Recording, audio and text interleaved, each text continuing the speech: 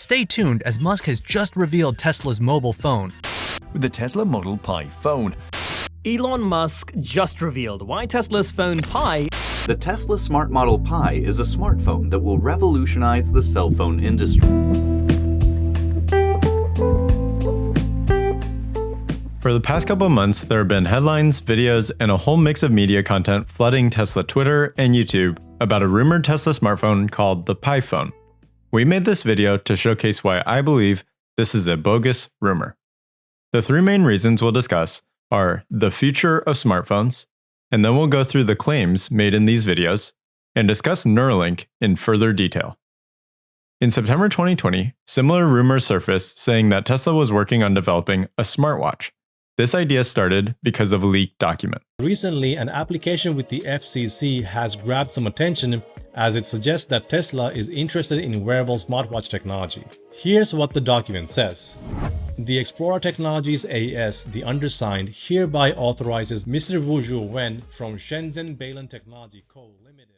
1 month after this video was released, Elon Musk responded to the rumor on Twitter by saying this: "Definitely not.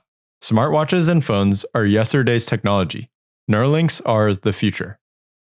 There are many interviews with Elon where he discusses that us humans are already essentially cyborgs. We have our intellectual part of the brain, the cortex, our emotional part of the brain, the limbic system, and a third part of the brain, our phones or computers. Right now, we communicate with our phones and computers very slowly.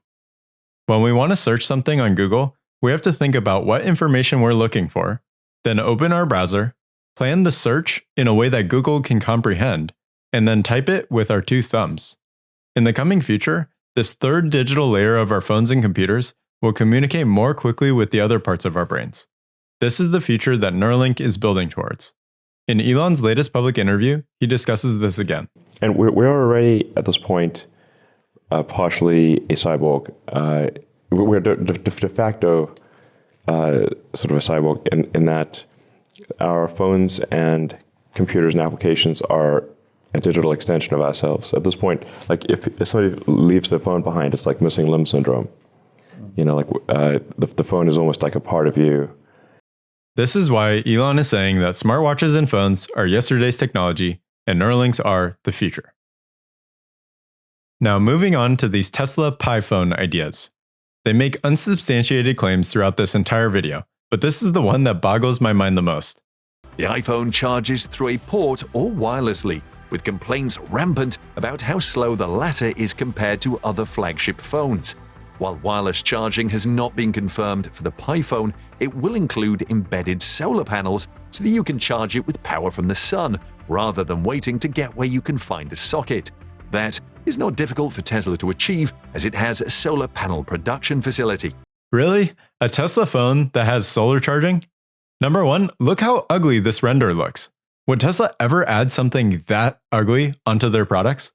They're past the days of putting a fake grille on the front of the early Model S, and that was peak Tesla ugly. And it's not even close to the ugly rating of this render. Secondly, from a pure technical perspective, having solar charging on a high-performance phone makes no sense. The additional cost and complexity from designing and manufacturing charging like this outweighs the very small benefit customers would get from the solar cells. For example, if we take a look at the specs of Google's flagship phone, the Google Pixel 6 Pro, we can find the typical battery life is 5,000 mAh, or 20 watt-hours if you assume an average voltage of around 4 volts. I did a quick Google search to find energy harnessed from the sun is approximately 5 kilowatt-hours per square meter per day. Now, assume the back of your phone is 3 by 5 inches, or 15 inches squared. Now, taking those two values, you get around 45 watt-hours of energy if your phone just sat on the top of a rooftop with the back facing the sun. Obviously, this is not how most people would use their phone. Instead, they'd keep it in their pocket, or it would get very limited exposure to the sun. My guess is it'd get around 5% or less of the energy the solar would get on a rooftop.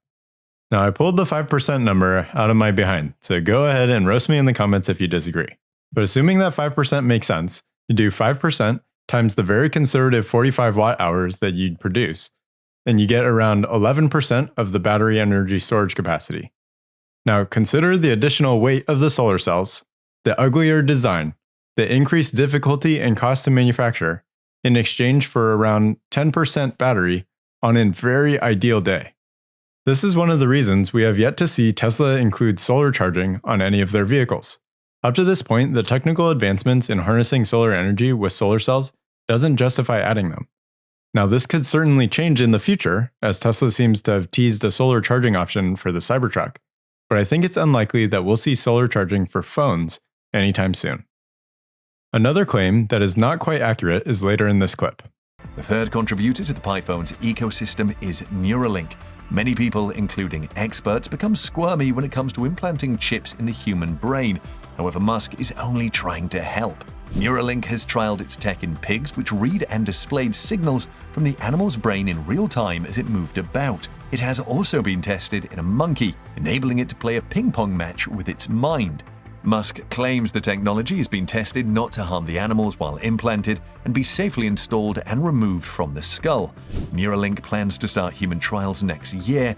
Now, so far, this is almost all true. The Neuralink demonstration with the 3 pigs occurred during the summer of 2020. They showed safe implantation of a Neuralink in a pig, safe implantation of 2 Neuralinks in the second pig, and safe implantation plus removal of a Neuralink in the third pig. Furthermore, the demonstration with the monkey playing Ping Pong earlier this year showcased significantly more functionality.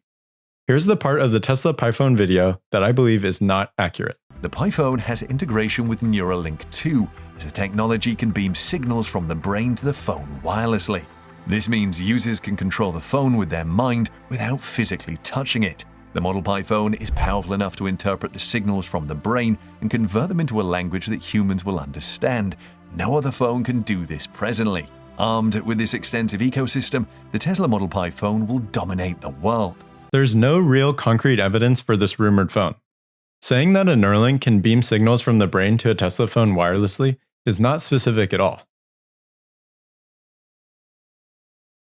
A Neuralink implant could communicate via Bluetooth to any smartphone. It would not have to be a phone made by Tesla. In theory, any device, including prosthetics, Tesla's cars, or artificial brains, could be connected to a Neuralink if it has Bluetooth connectivity.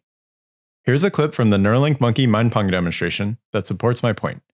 This Neuralink pairs with an iPhone that's clearly already available on the market.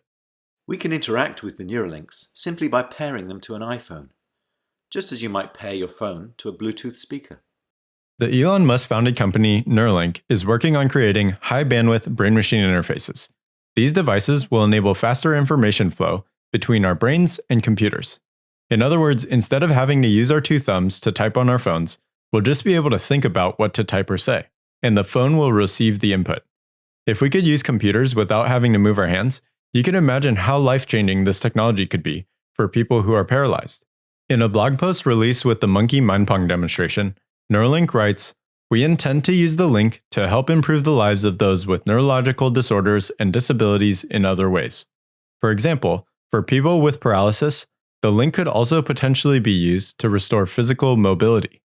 They go on to write that, in order to achieve this, we'd use the link to read signals in the brain and use them to stimulate nerves and muscles in the body, thereby allowing the person to once again control their own limbs.